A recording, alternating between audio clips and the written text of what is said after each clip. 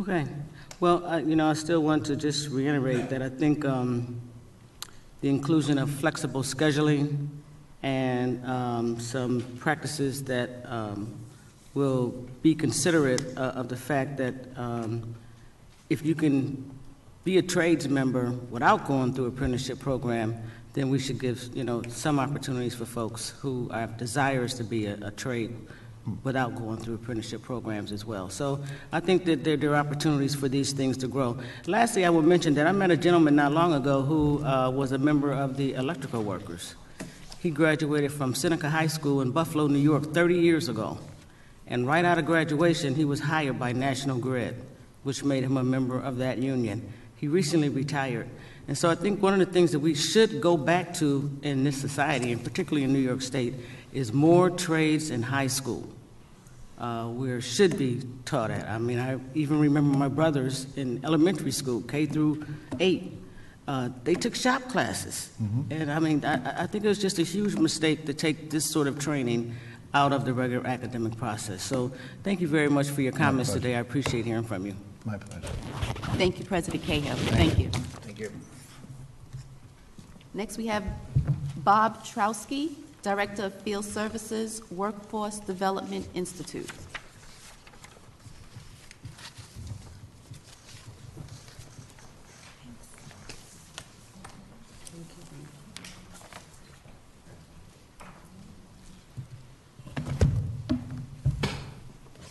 Good afternoon. Good afternoon. Great questions. I'm glad I'm number 3 so I can respond to some of the questions also. Thank you for the opportunity to discuss some various building and construction trade pre-apprentice programs. We at the WDI view ourselves as partners with the legislature in improving working lives of New Yorkers. Let me put my remarks today in context. My name's Bob Trowski. I'm the Director of Field Services for the Workforce Development Institute. The WDI was established in partnership with organized labor to provide statewide and regional workforce training and education. Our role has evolved, and now the WDI focuses more broadly on the growth and retention of good jobs in New York State through a variety of mechanisms. Our primary funding comes from the legislature. Our work is accomplished through partnerships and collaborations with business, unions, other nonprofits, educational institutions, and government. Our close relationship with the Building and Construction Trades Union has led us to a close and ongoing involvement with 3 pre-apprenticeship models that I'd like to discuss today. I've also chosen to highlight the evolution of 2 of those 3 programs. I'll conclude my remarks with a listing of the elements that the WDI feels are required to deliver a successful program. As been mentioned by both previous speakers, success can be measured in many ways. With a pre-apprentice program, success should be measured in the graduates that become apprentices. We feel that's the key. Now, rather than reading my testimony, which I shared with everybody with the copies, I'd like to talk a little bit about the 3 pre-apprentice programs that we've had the opportunity to work with. President Cahill mentioned 4. Well, I'm going to talk about the one from Buffalo, the one from Rochester, the one from Long Island. I will not talk about the one from New York City. We're not familiar, we're not working with that project.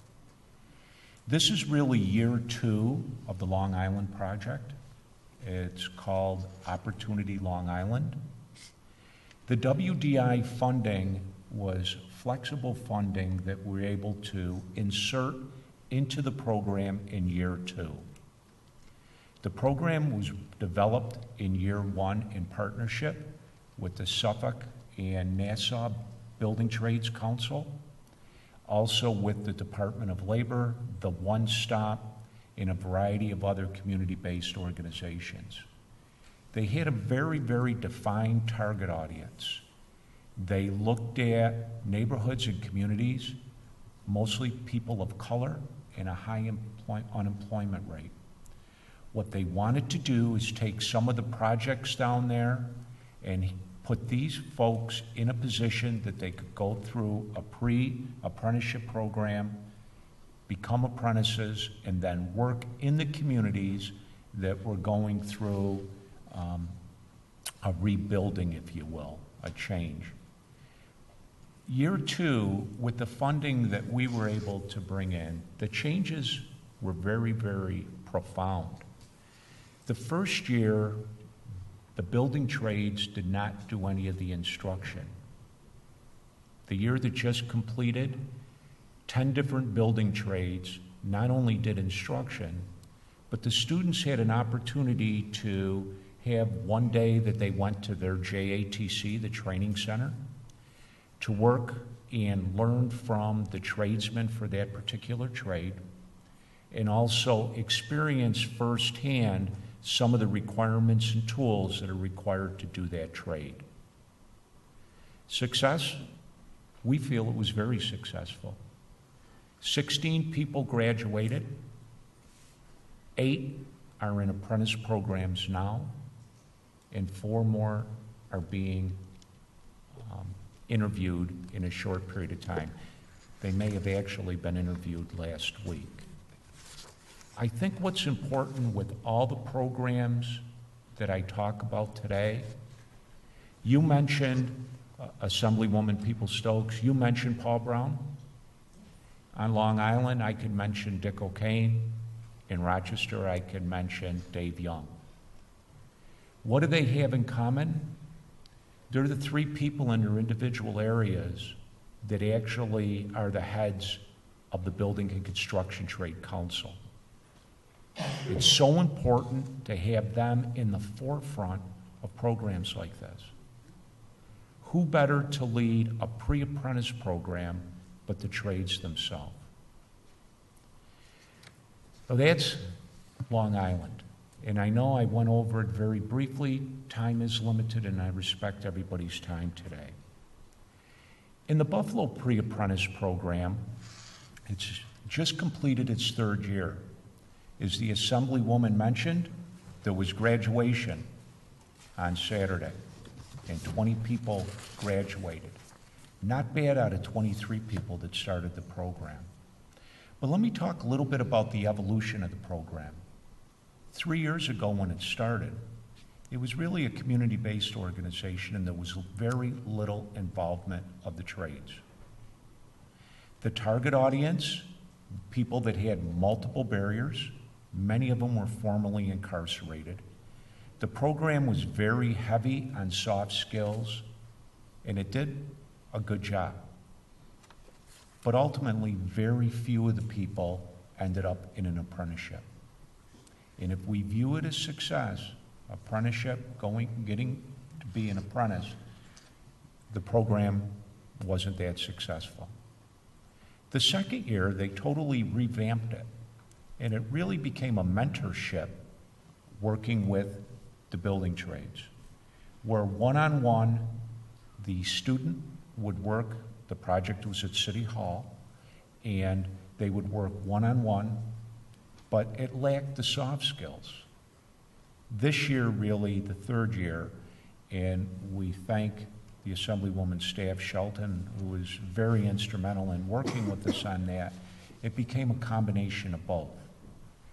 And it was determined by the Building Trades Council that the skill that was needed in the Buffalo area, and right now I think people are familiar, the Buffalo area construction's in good shape in comparison to other parts of the state, was welding. There's 8 different trades that can utilize somebody with a welding skill. That was determined by the trades. So the focus was on welding. And rather than going out and reinventing the wheel, they actually held the training at Burgard Vocational High School that had a welding program. What made it unique, 2 of the tradespeople, instructors, came in and did the instruction. So it was practical knowledge. Of course, there was math, and there was the type of things that President Cahill spoke about, which are critical.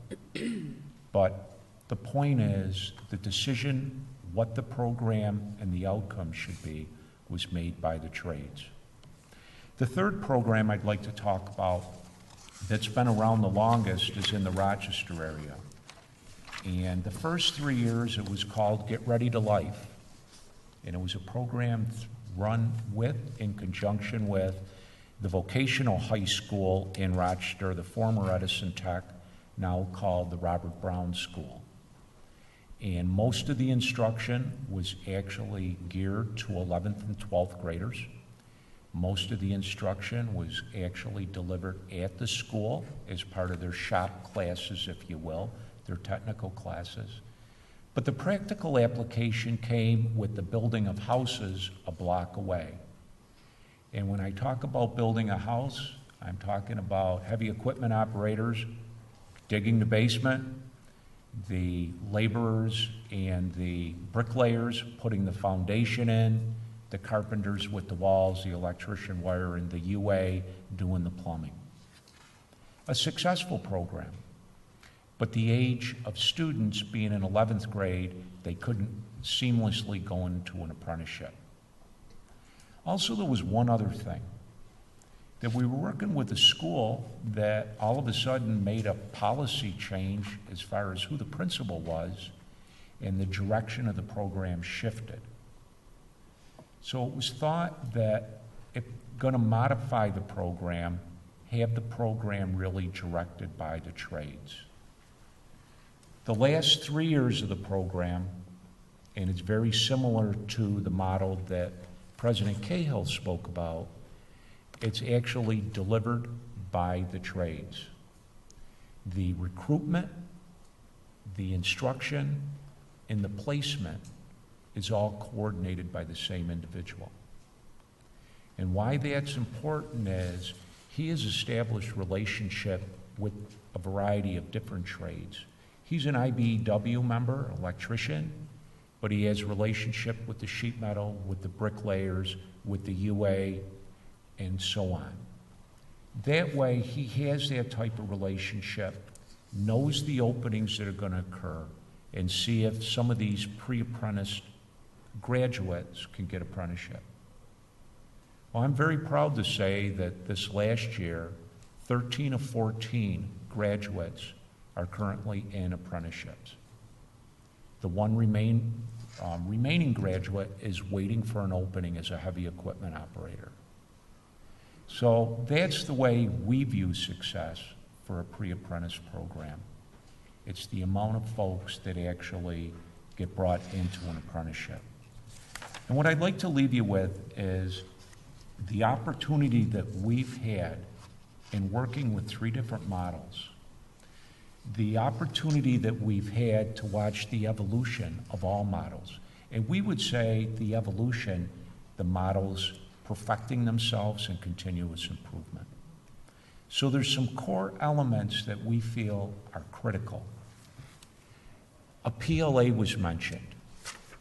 A PLA, or Community Benefit Agreement, stating a participation rate is critical. That creates the demand. Putting folks through training without demand at the other end does not do anybody any service. It actually creates another failure in lives that maybe they've had to overcome previous failures. It has to be demand-driven. We feel it needs to be owned by the trades. And I think President Cahill mentioned that. Who better knows an apprenticeship program than somebody that's gone through it or directed it? So we feel the ownership needs to be by the trades. The timing of the program is critical. When are the apprenticeship programs going to be bringing people on? How many people do they have on the bench? What's the projection of the building in the building and construction in the next 2 or 3 years? So the timing of when the program's operated and when it graduates is critical. We feel there needs to be ongoing mentoring and coaching, and that could be done through a variety of means. But the relationship that the instructor develops with those students, when the students gets on the job and all of a sudden something's said that they really don't like, or maybe something that some people would feel is a minor hurdle, that mentor, that instructor is the person that they call back and helps them get through that. Other elements that we feel are important: outreach, being involved in working with community-based organization, with schools, with different organizations that can help supply a pool of qualified candidates. In fact, they can do some of the screening, initial screening, but ultimately we feel that allowing people into the program, really the trades need to be part of that process. We feel visiting the different JATCs is also critical. For them to be able to experience the tools that are used, the type of jobs, to hear some of the war stories, how it is really to go on a job when it's 9 below zero and have to go up in a scaffold. Not to scare anybody, but that's the way it is. But also talk about things that all your jobs aren't going to be on a bus route. Upstate especially, the city may be different. But you may work at one location for 3 or 4 months, and all of a sudden, the job that comes up is in a city 30 miles away. It's your responsibility to get there. A few things that were also mentioned, and I don't want to elaborate on these. First aid, critical. CPR, we feel that's very important for people to have. OSHA certification, the safety. The mathematics, the applied math. The math that's used on the construction. And my dad was an electrician, a carpenter. He pretty well could do anything. And I don't know how many times he grilled in my mind, measure twice, cut once. And I was always the type that would measure once and cut once, and it would probably be a little bit short. But really, to grill those type of things, when you're doing it on a piece of metal that's expensive and you make a bad cut, not good. Soft skills, and we had talked about those are critical. Things that maybe every one of us here takes for granted: coming to work on time, being ready, being able to have interpersonal communication with people. Sometimes that type of stuff is needed. As far as the length, we feel anywhere from, and we're not going to say how long it's got to be, 150 to 240 hours. As President Cahill mentioned, you're preparing people for the apprenticeship. The apprenticeship is going to teach somebody to be a tradesperson. What we're trying to do is give the skills that they can seamlessly go into that next phase of training. Running time, probably once a year in a given region, and I think that coincides with, is the assembly members saying, let's not keep putting people out there, having them graduate from programs if in fact there's not a need, an oversupply. Again, demand driven. How many people are really needed in that given trade? And funding. I'm from the WDI. The legislature is where we receive our funding. The biggest attribute of the funding we receive is its flexibility. That if there's gaps in other type of funding, we can fill it in. In Buffalo, if somebody needs a driver's license, that's part of the program. Or if they need to bring a lift in and have all the students go up in a lift to see if they're fearful of heights, that lift's paid for. But it's flexibility. Or if it's bringing in a math tutor.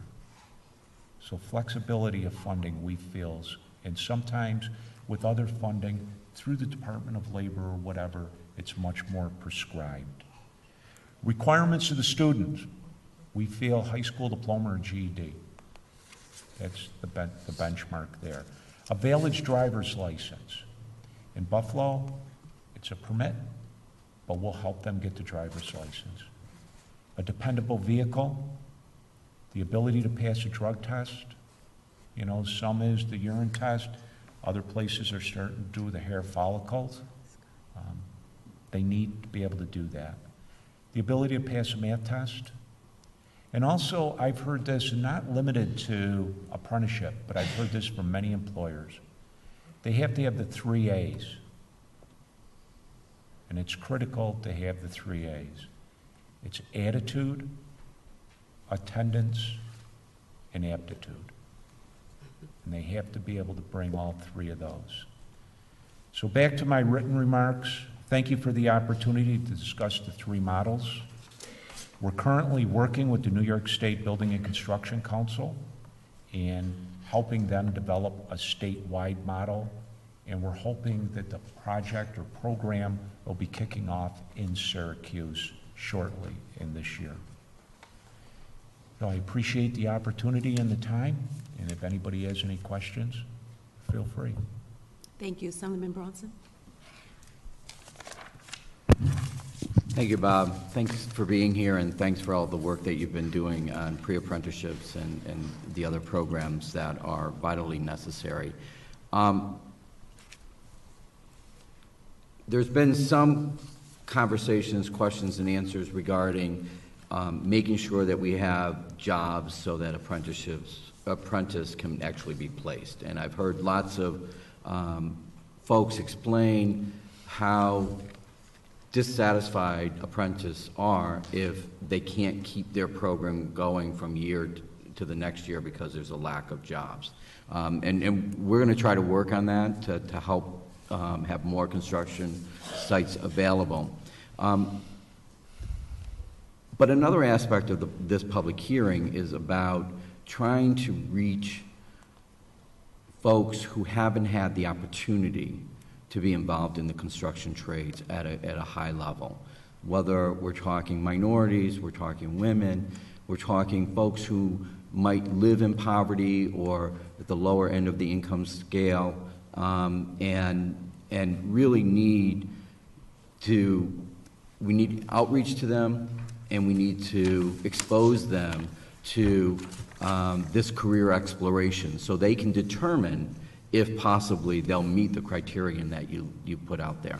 So my first question to you is, and you talked about the Bob Brown School and that, but what are some of the outreaches you do to get the more vulnerable folks, people of color, and women into pre-apprenticeship programs? Sure.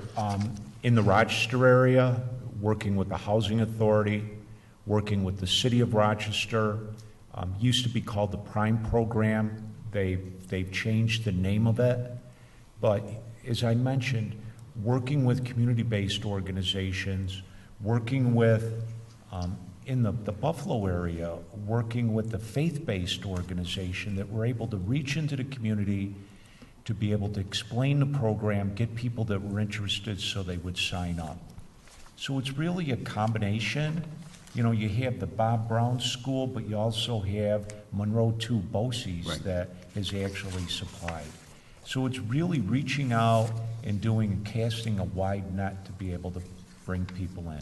In Long Island, it targeted on 2 communities because that's where a lot of the construction work was going to happen. And who better to do the construction work but the people that live in those communities? And that was really one of the impetus for the program. But again, all 3 of those programs have either a PLA or a community benefit agreement that are driving it. Okay. And specific to Rochester, but I think it is important to some of my colleagues who also have similar situations with the level and depth of poverty in our areas, and some have received funding through the latest state budget that we recently passed.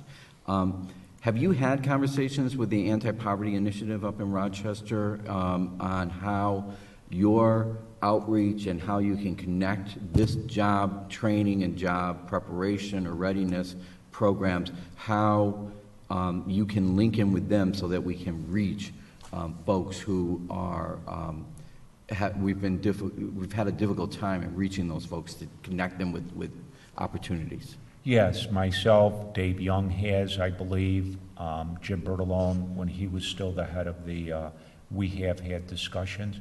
You have to be a little careful not to build false expectations. Mm-hmm. There's only going to be so many apprentices put on, and the pre-apprentice is helping with a small portion of that. A few years ago, a group came into Rochester called the Rural Program, and over 800 people signed up. That was 800 people that had expectations. And there was nowhere near that type of job openings. So you really have to be careful not to establish an expectation that's just impossible. Yeah, you're absolutely correct, and I think I love your phrase, demand-driven. It is. We've got to always be cognizant of that. That's why this public hearing is in part to learn what you all are doing in the building trades, which has been very successful, and see if we can replicate that in other areas, emerging and expanding workforces, so that those folks who, if there's not an opportunity in the building trades, they can go to the other industries. And similarly, as you well know, we're working on the definition of public works here in the state, and that hopefully will open up some opportunities as well. One other line of questioning, and that is the mentoring. As you all know, in the Anti-Poverty Initiative, mentoring kept coming up over and over again, and how do you use it, kind of modeling, I mean, we have youth mentoring, but how do we model that mentoring in an adult mentoring situation to help with some of the soft skills and things of that nature? Could you just briefly tell us what you've done in the pre-apprenticeship programs that you've mentioned that really focuses on how that mentoring is developed, what flexibility is there, and what have you seen has worked and not worked? I think the model that I've seen that has worked the best is to have somebody that's coordinate the program or be the lead instructor. And the end is not when they graduate. The end of the relationship is not when they become an apprentice, but they're there to field questions, to periodically check in, and to offer support. And that's the type, it's informal in the sense. They do that very well in Long Island and in Rochester. And I think the first iteration that went on the Buffalo area, there was that type of ongoing relationship. But it's just somebody to be able to, if need be, to be able to call because they've encountered a problem, a hiccup, a little speed bump on the job, somebody they can call that maybe give them encouraging words or give them advice. Thank you, Bob. Okay.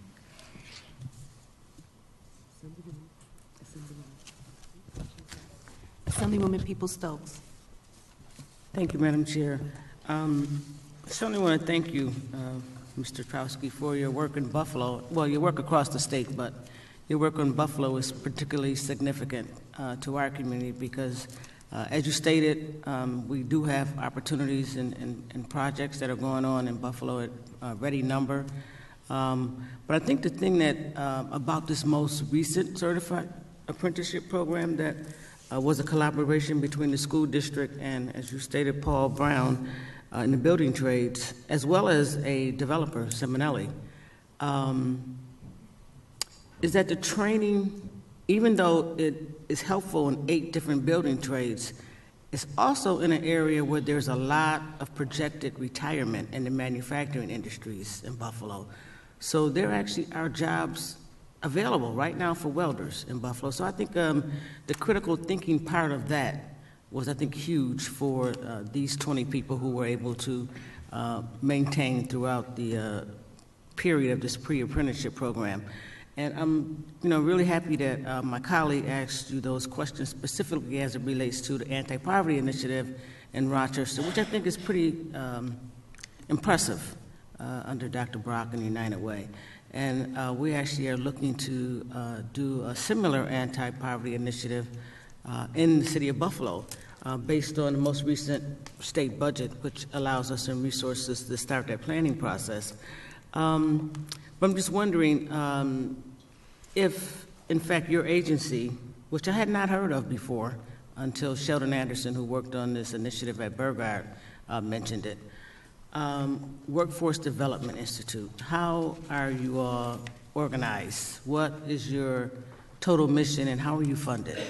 Okay. As far as our mission, it's to help working men and women in New York State, and we do that through a variety of different mechanisms. Some of it is through funding, some of it through technical assistance.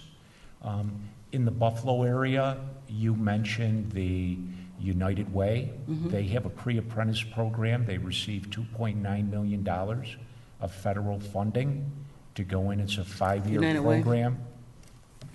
It's a 5-year program, and it's really focused for apprenticeships in manufacturing. And the WDI has been able to fund a piece that was not fundable through the $2.8 million. So there's a variety of different projects that we have funded in the Buffalo area. I'll give you a community one called the HEC program, which is the whole energy I'm sorry, say that conservation again? kits. Say the name of it again? HEC, H-E-C-K, H-E-C-K.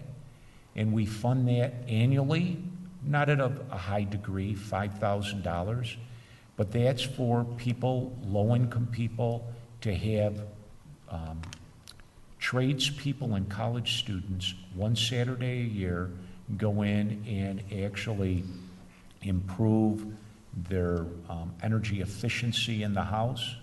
So it's to put up and seal windows, to do draft things on the base of a door. Where's that operated out of? That it's really a combination of Cornell, the United Steelworkers, Okay. excellent program. So I Nice. mean, those are a couple examples. I could probably name a lot of different businesses, a lot of the specific trades we have worked with to assist them trade their journey persons and their apprenticeships, and we do that through funding. So are you at all connected to the proposed $44 million workforce training center on Northland Avenue in the city of Buffalo? We've actually gone in and we've viewed it, or, talked about it, but no, we're not part of that funding right now. Well, we need to see how we can get you engaged there. You have a skill set that I believe is needed at the table. Okay. We'll talk offline Well, afterwards. we would appreciate that opportunity. Yes, thank you. Thank you very much. Thank you. Any questions? All right. Thank you, Bob. Thank you Okay. for your testimony. Thank you. Thank you, Bob. Next will be a panel. Denise Ziki, Vice President for Workforce Development and Continuing Education from Schenectady County Community College.